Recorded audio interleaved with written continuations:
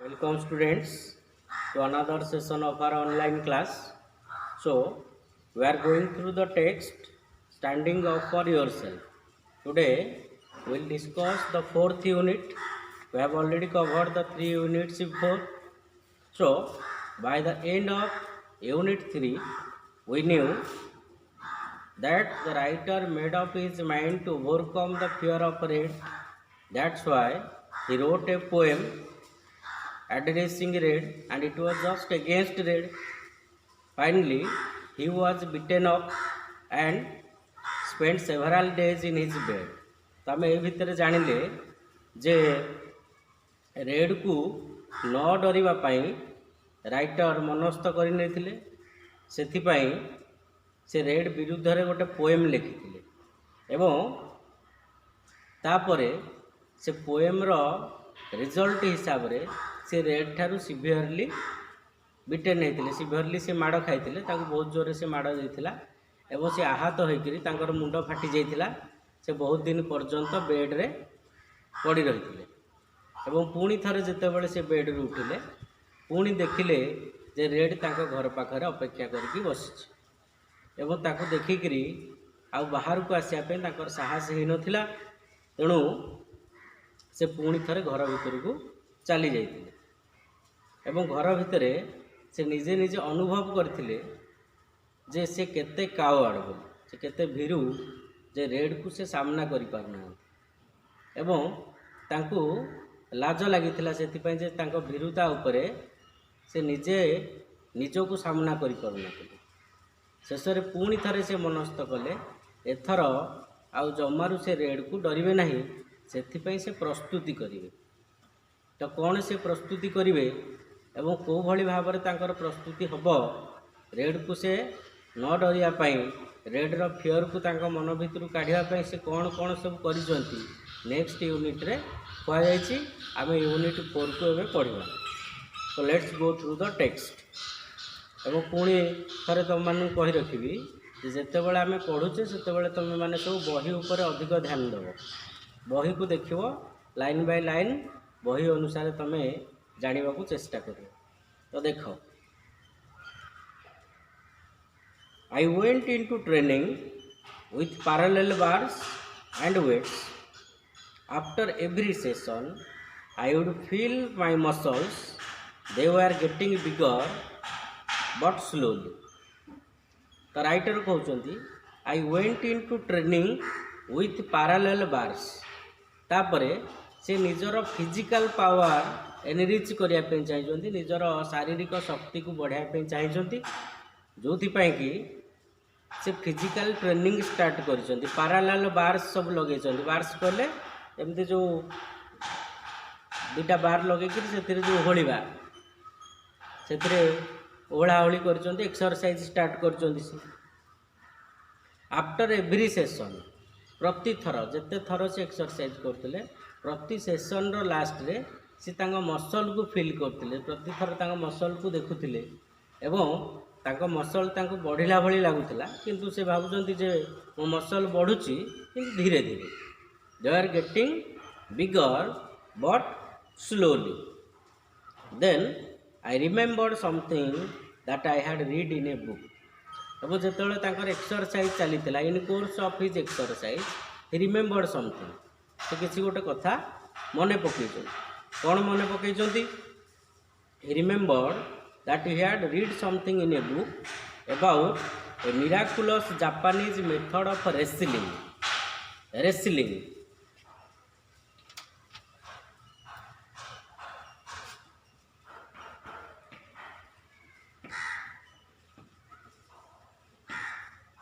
Wrestling means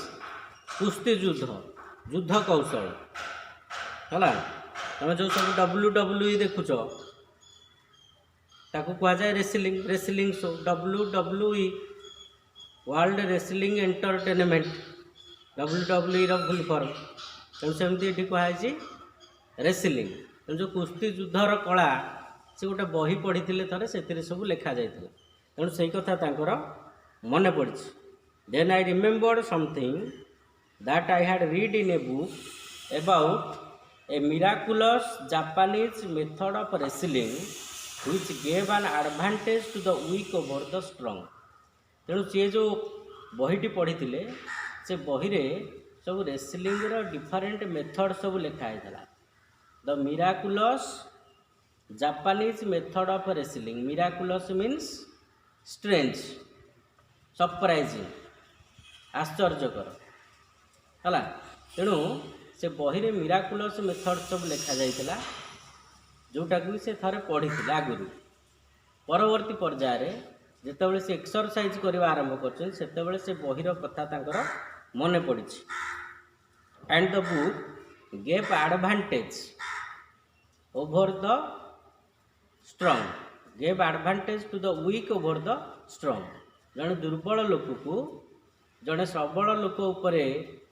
केमिति विजय लाभ करिया को, गोटे दुर्बल लोक केमिति सबल लोक को जीति पारियो, से कथा सी एथिरे पढ़ी। ए बही रे सब लिखा जाइथिला विभिन्न प्रकार रो कौशल, मेथड कहले टी कौशल, विभिन्न कौशल सब लिखा जाइथिला केमिति जड़े दुर्बल लोक जड़े सबल लोक को सहजरे हरै दे पारियो। Then I exchanged a week's ration card for a text book on jujitsu। तेणु सी तो जड़े पुअर चाइल्ड थिले, तांको पाखरे पैसा पत्र नथिला। जेतेबेले तांकर से बहीर कथा मन पड़ी, से जानुचन जे बही सब लिखाई केमती जड़े दुर्बल लोक जड़े शक्तिशाली लोक को सहजरे परास्त करि परिबो। तेणु से कौन करिसंती ना से बही की किनिया पे इच्छा कर, खाली तो इच्छा कले हम ना, से पैसा दरकार। तेणु से पैसा कौटू आणवे, तेणु तांको जो रेशन मिलूला से गोटे सप्ताहर रेशन को, रेशन कहले जानिथिबो तुम सब, तो चाउल डाली किरोसिन सब मिलूँ सरकार तरफ ताको रेशन कहला। तेणु तांको जो रेशन मिलूला से गोटे सप्ताहर रेशन को एक्सचेंज कर बिकी देइछन। I exchanged a weeks ration card for a text book on jujitsu. तेणु से जो जापानीज बहीर कथा से मन पकाउते से बहीर ना हूँ जूजित्सु। तेणु जूजित्सु बही किणापी सी गोटे सप्ताहर रेशन को बिक्री कर देइछन एवं से बही को से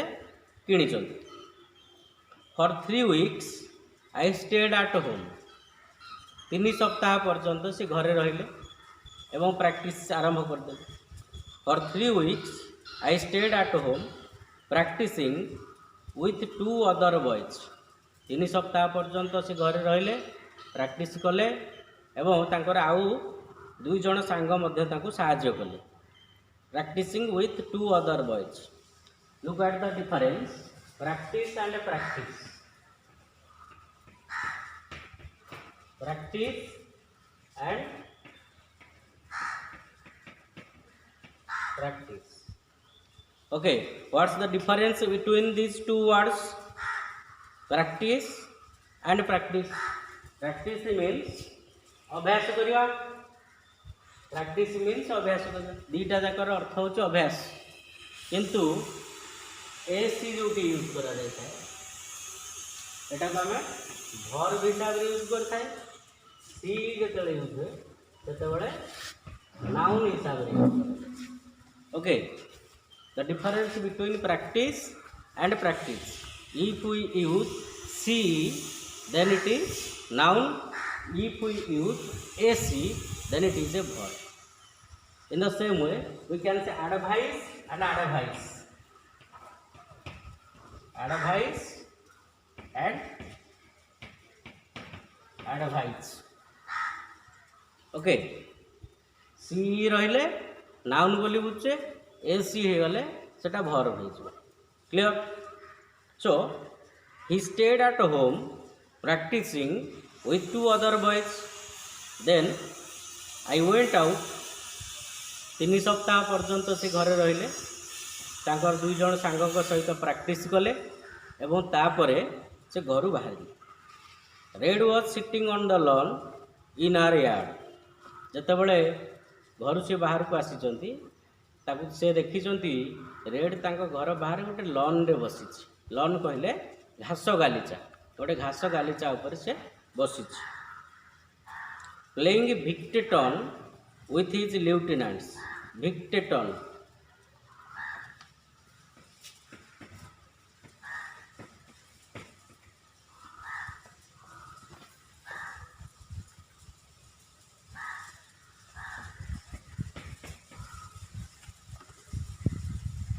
Victeton means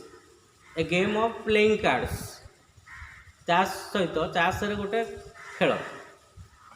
तेणु सी सांग मान सांगे रेड बसिक चाषर कौन गोटे खेल सी खेलुला so Red was sitting on the lawn in our yard playing भिक्टेटन with his lieutenants. Lieutenants means you know followers. So Red with his followers was playing cards. He was playing Victeton. He was absorbed in the game. He was completely merged himself in his game. से संपूर्ण भाव में खेल रे पूरा involve होकर रही खेल रे पूरा बुड़ी रही मजी रही खेल होते fear was still deep in me एवं सेते बेलू जेतेबेले राइटर पुणी थे जाऊँच रेड को फेस करने सेते भितर भय एवं सुधा रही urging me to go back एवं तांको भितर थिबा भय तांको बाध्य करुचे से फेरी जातु okay but I went to the players and kicked and scattered the cards. So in spite of his fear of Red, the writer went ahead and kicked Red and scattered the cards. तांको भितरे जो भय थिला से भय सत्वे से जाइकरी पहुँची red पाखे एवं रेड को खूब जोर रे गोटे किक कर गोईठा मारी दे एंड स्कैटर्ड द कार्ड्स एवं से जो चाष सब खेलुले से चाषर कार्ड गुड़ाक सब एणे तेणे फोपाड़ी दे स्कैटर्ड बेले to disperse here and there एणे तेणे बिछाड़ी कर पकईदेवा तेणु से कार्ड सब स्कैटर्ड कर से द कार्ड्स ले डटेड डटेड रो मीनिंग जहाँ स्कैटर्ड रो मीनिंग होची से तेणु से कार्ड सबको से बिछाड़ी करी एणे तेणे पकई देछन then Red looked surprised at my impudence after my recent flight. Impudence, देखो impudence, IMPUDENCE. Impudence. Impudence means utter disrespect or rudeness. But disrespect or rudeness. Okay, utter disrespect or rudeness is called impudence. So as Red knew, the writer was just afraid of him, but suddenly he grew stronger and he tried to kick Red, and it was just surprising for him. Red जानी जे ताकू समस्ते भय करुचंती किंतु हठात राइटरंकर एभली परिवर्तित मनोभाव ताकू आश्चर्य कर जानी समस्ते ताकू भय करती किंतु हठात जिते राइटर जा पाखे पहुँची एवं ताकू किक करिचंती से खसी पड़ी से पड़ी भावुची जे एमती शक्ति आ भितर कड़ू आसला एत साहसी ये केमिति हैला जे सी आसिक मते सीधा सड़क अटैक करुच्ची Red looked up surprised at my impudence से ता प्रति जो डिसरेस्पेक्ट करथिले ताको असम्मानित करथिले ताको गोईठा मार देथिले तेणु से कथा को लेकरी रेड आश्चर्य प्रकट कला he was greatly surprised he got up slowly you are looking for more सेठू रेड धीरे धीरे उठिकी ताको पुणी गोटे विलेनस स्टोन रे कहूँ are you looking for more ते आहरी दरकार होची तार अर्थ जे से थरे माड़ खाई जाइथिला पुणी आउ थरे आसिक रेड को अटैक करुची तेणु रेड ताकू कहूँ कौन तोर आउ दरकार हो कि he asked menacingly menace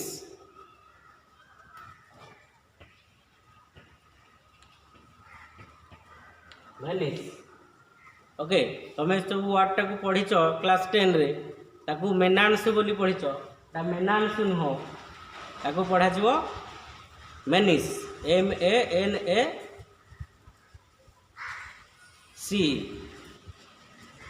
so menace means थ्रेटफुली भयंकर भाव फियरफुली तेणु ताकू भयंकर भाव रागिकी पचारि तोर आउ दरकार हो सो as before his hand dived into his pocket for the knuckle duster तेणु आग थर भली पुणी थे से कौन करना ता पकेट रे पुणी थे हाथ भर्ती कर नकल डस्टर को बाहर करने but I made a quick jabbing movement and Red howling with pain rolled on the ground है तेणु जितेबाला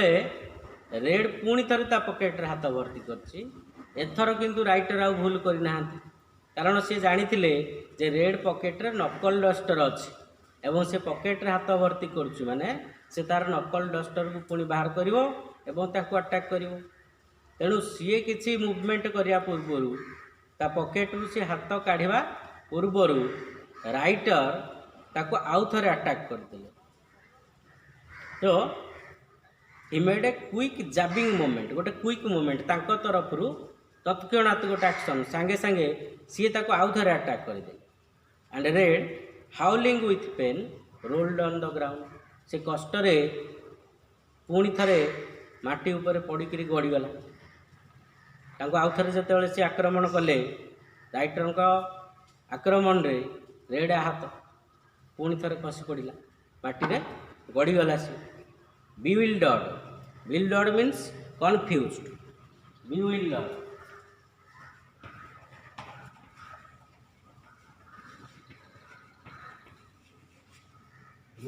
means confused বা puzzled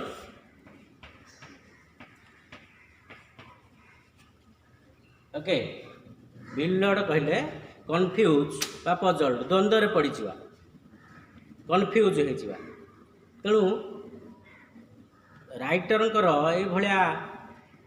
आभिमुख्य देखिकी आक्रमणात्मक आभिमुख्य देखी रेड आश्चर्य प्रकट कर केवल आश्चर्य होनी ता सहित से कन्फ्यूज भी हो जाऊँ से द्वंद्व पड़ जाक्चुअली कौन राइटर पाखक एत साहस एत शक्ति कौटू मिलला से कथा को लेकर से आश्चर्य हो द्वंद्व पड़ he was in a fix गोटे फ्रेजटे मन रख bewildered बा puzzled गोटे फ्रेज हो to be in a fix है द्वंद्व पड़ा he got up and came at me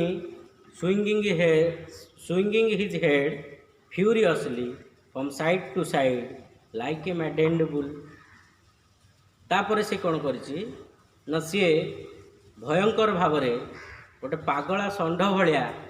ता मुंड को एमती साइड टू साइड मूवमेंट करके राइटर आड़ को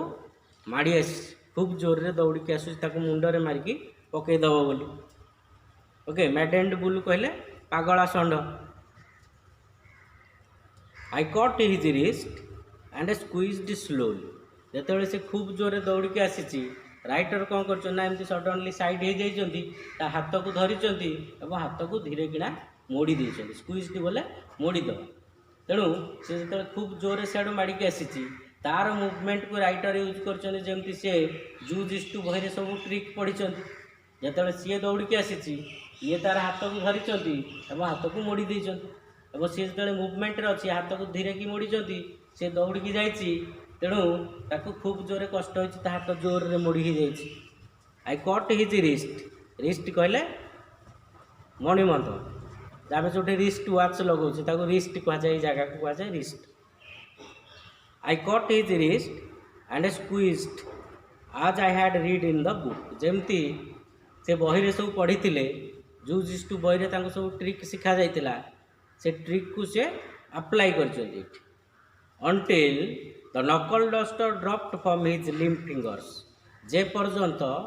ता आंगुठी से नकल डस्टर खसी न पड़ी से पर्यंत ता हाथ को से मोड़ी ओके तेणु जिते ता हाथ को से जोर मोड़ी देती से हाथ से नकल डस्टरटा खसी पड़ी nursing his hand red fell down again एवं हाथ पुणी थे हाथ को खसई नहीं खसई नेला रेड पुणी थे माटी रे खसी पड़ी ही वाज सबिंग सब कहले सक सक होकर कांदिबा क्राई कहले बड़ पाटी करी कांदिबा सब कहले सक सक होकर कांदिबा तेणु सी सक सक हो जाइए आखिरे लुह आसी जाइए and smearing the tears over his pock marked face with his grubby fist okay smearing कहले पोछिवा एंड ग्रबी ग्रबी कहले मोहिड़ा grubby GRUBBY grubby means dirty dirty so he was smearing his tears with his grubby hands grubby fist एमती हाथ में मुठा करके सी तार लुह को पोछि पकाता बुझिपार तेणु ये कहला कौन जे रेड जो पुणी थे पड़ जा पुणी थे पड़ा ता हाथ माटी हो जाइए हाथ में मैला लगी जाइए से मैला हाथ में उठिकी ता लुह को पोछि पकाउछ से कांदी पकईला दी थर तीन थर खसी पड़ा that day Red ceased to be the monarch of our street से दिन ठू रेड आम स्ट्रीट्र मोनार्क हवा छाड़ी देछि मोनार्क कहले शासक ताको एमिति गोटे शिक्षा राइटर देले जे